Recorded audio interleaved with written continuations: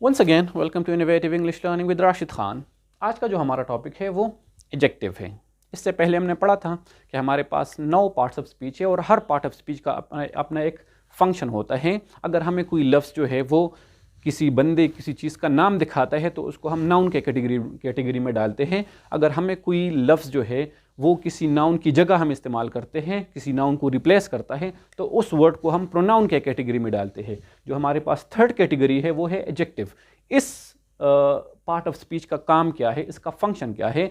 So the basic function of adjective is that it gives us information about a noun और pronoun. इसका basic मकसद ये है कि ये हमें किसी नाउन या प्रोनाउन के बारे में डिटेल देगा, इंफॉर्मेशन देगा। ये हमारे जहन में उसके मुतालिक एक जो पिक्चर है वो बनाएगा। फॉर एग्जाम्पल, इफ़ आई से टॉम इज़ अ बॉय, मैं यहाँ पे गुड नहीं लगाता तो सिंपल इंफॉर्मेशन मुझे मिल जाती है कि वो बॉय है। लेकिन जब मैं कहता हूँ कि Tom is a good boy, Tom is an intelligent boy, Tom is a handsome boy, तो ये इंटेलिजेंट, गुड, हैंडसम एट्सेट्रा ये मुझे क्या दे रहा है? मुझे टॉम के बारे में मज़ीद इन्फॉर्मेशन दे रहा है, जिसकी वजह से मेरे जहन में उनके बारे में एक पिक्चर जो है वो क्रिएट हो जाती है। ही इज़ टॉल, तो मुझे यहाँ पे अगेन उसके बारे में टॉल की वजह से इन्फॉर्मेशन मिल रहा है कि किस साइज़ का बंदा है। नाउ अभी एडजेक्टिव हमें किस तरह का इन्फॉर्मेशन देता है? नाउन और प्रोनाउन के बारे में कौन सा इन्फॉर्मेशन है या कौन सा इन्फॉर्मेशन है जो हमें एडजेक्टिव देता है? तो उसमें सबसे पहले हमारे पास ओपिनियन है या क्वालिटी है। किसी बंदे के बारे में जो हमारी राय है या उसी बंदे के अंदर कोई क्वालिटी है, तो वो क्वालिटी या ओपिनियन अच्छी भी हो सकते हैं किसी के बारे में बुरे भी हो सकते हैं। For example, Tom is an intelligent boy, Tom एक ज़हीन बंदा है। मैं ये भी कह सकते हैं कि टॉम इज़ अ डम बॉय, कि वो कुन जहन बंदा है, उनका जहन कमज़ोर है। तो इंटेलिजेंट और डम ये दोनों जो है ये उनकी क्वालिटीज़ है या मेरे ओपिनियन है उनके बारे में।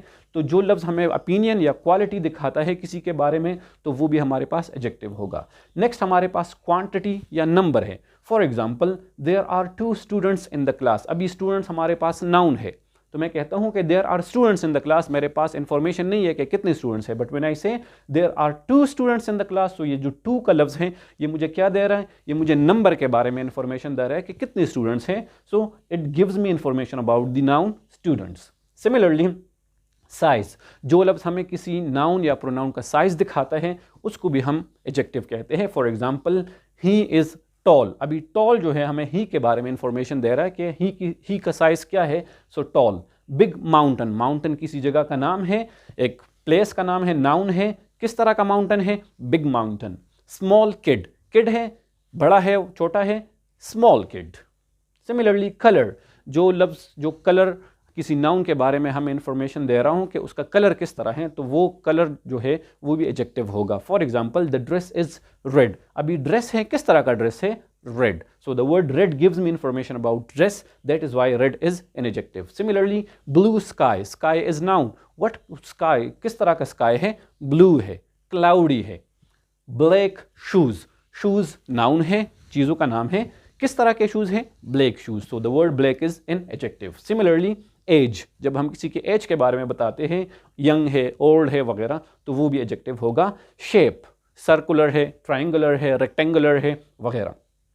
Temperature, cold, hot, warm. Even जब हम मौसम के बारे में बताते हैं कि the weather is pleasant, cloudy, snowy, rainy, sunny etcetera, तो ये भी सारे हमारे पास एडजेक्टिव्स होते हैं।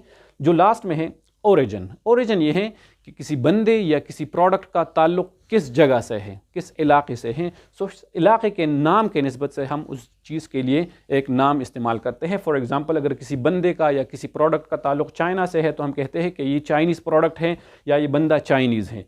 इंडिया से किसी चीज़ का ताल्लुक है तो हम कहते हैं कि ये इंडियन है। पाकिस्तान से किसी का ताल्लुक है तो हम कहते हैं पाकिस्तानी है, या कोई बंदा है पाकिस्तानी। तो यहाँ पे हमारे पास नेशनलिटीज़ आ जाती है कि जो बंदों की नेशनलिटीज़ होती हैं उसको भी हम इसमें इस्तेमाल करते हैं, या किसी चीज़ जो प्रोडक्ट है उस मुल्क का, उस इलाके का बना होते हैं, तो उसको भी हम यहाँ पे इस्तेमाल करते हैं। इसमें एक बात आपने याद रखनी है कि जब हम ओरिजिन वाली एडजेक्टिव को इस्तेमाल करते हैं तो ये कैपिटल लेटर से लिखा जाएगा, क्योंकि ये नॉर्मली प्रॉपर नाउन से लिए जाते हैं। Like China, so Chinese, India, Indian, Sindh, Sindhi, Punjab, Punjabi etcetera, तो ये हम कैपिटल से लिखेंगे।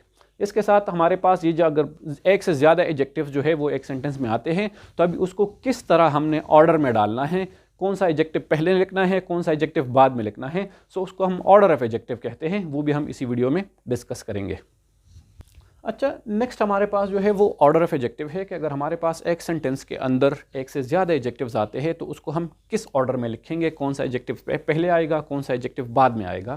तो हमारे पास number, opinion, size, age, shape, colour, origin और मटीरियल, ये हमारे पास ऑर्डर है और ये मुख्तलिफ टाइप के एडजेक्टिव हैं।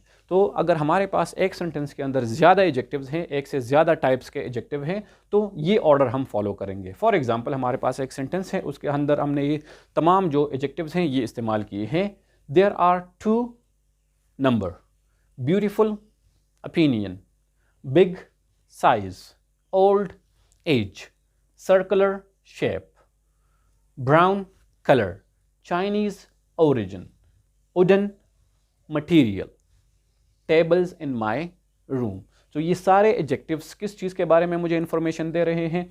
टेबल्स के बारे में। और ये हमारे पास उसका ऑर्डर है कि पहले नंबर आएगा, उसके बाद ओपिनियन, उसके बाद साइज़, उसके बाद एज, उसके बाद shape, colour, origin and material. अभी ज़रूरी नहीं है कि ये सारे एडजेक्टिव्स एक ही सेंटेंस में आ जाए, 2 भी आ सकते हैं, 3 भी आ सकते हैं। तो ये ऑर्डर हम फॉलो करेंगे। अगर हमारे पास 2 एडजेक्टिव्स हैं, एक ओपिनियन से रिलेटेड है, दूसरा कलर से रिलेटेड है, तो ओपिनियन पहले आएगा, कलर बाद में आएगा। अगर एक साइज़ से रिलेटेड है, दूसरा ओरिजिन से रिलेटेड है, तो साइज़ पहले आएगा, ओरिजिन बाद में आएगा। सो ये हमारे पास जो ऑर्डर ऑफ एडजेक्टिव हैं वो हैं। और रिमेंबर कि जो 1 से 2 से ज़्यादा एडजेक्टिव्स आते हैं तो उसको हम कॉमा के ज़रिए एक दूसरे से सेपरेट करते हैं। उम्मीद है आपने इस वीडियो से बहुत कुछ सीखा होगा। मज़ीद ऐसी वीडियोज़ के लिए हमारे चैनल को सब्सक्राइब करें और कीप वॉचिंग आवर चैनल। इसके बाद नेक्स्ट वीडियो में हम एडजेक्टिव के जो कंपैरेटिव और सुपरलेटिव डिग्रीज़ हैं उसके बारे में पढ़ेंगे कि कंपैरेटिव और सुपरलेटिव डिग्रीज़ जो है वो हम बनाते कैसे हैं और उसको इस्तेमाल कैसे करते हैं। Thank you for watching our video.